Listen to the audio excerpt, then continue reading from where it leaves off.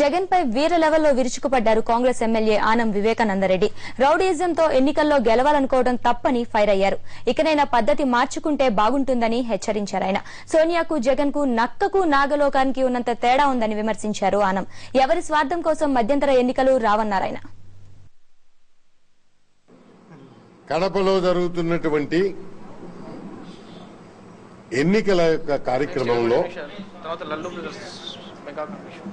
నిన్న ప్రతిపక్ష నాయకుడు చంద్రబాబు నాయుడు కానివ్వండి, మొన్న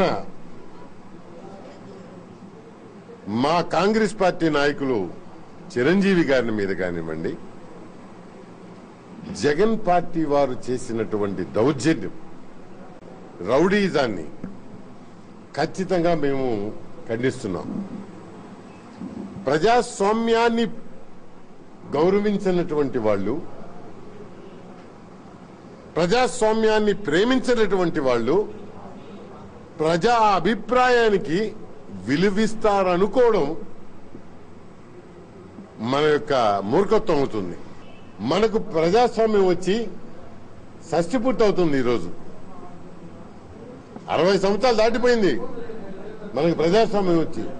అటువంటి ప్రజాస్వామ్య యుగంలో కూడా భావ ప్రకటన స్వేచ్ఛని హరించేటటువంటి కార్యక్రమం చేయడం అనేది జగన్ పార్టీ వారు చేసినటువంటి రౌడీయిజం. మనం చాలా చూసాం. మావోయిజం చూసాం, కమ్యూనిజం చూసాం, సోషలిజం చూసాం, నక్సలిజం చూసాం. కానీ ఎన్నికల్లో ఒక్క జగన్ పార్టీ ద్వారానే రౌడీజాన్ని చూస్తున్నాం. ఎక్కడైనా సరే ప్రజాస్వామ్యం కోసం ఎన్నికలు జరగాలి, ప్రజల అభిప్రాయం తెలుసుకునే దానికి ఎన్నికలు జరగాలి, ప్రజల యొక్క వాళ్ళ అభిప్రాయాలు నెరవేర్చుకునే దానికి ఎన్నికలు జరగాలి తప్ప ఒక వ్యక్తి ఆశ కోసమో, ఒక వ్యక్తి యొక్క పంతం కోసమో ఎన్నికలు జరగకూడదండి.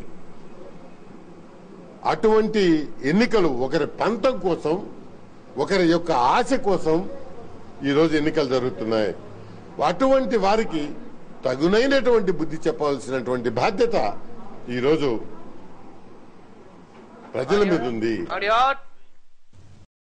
ruchulu.com Making of Andhra recipes.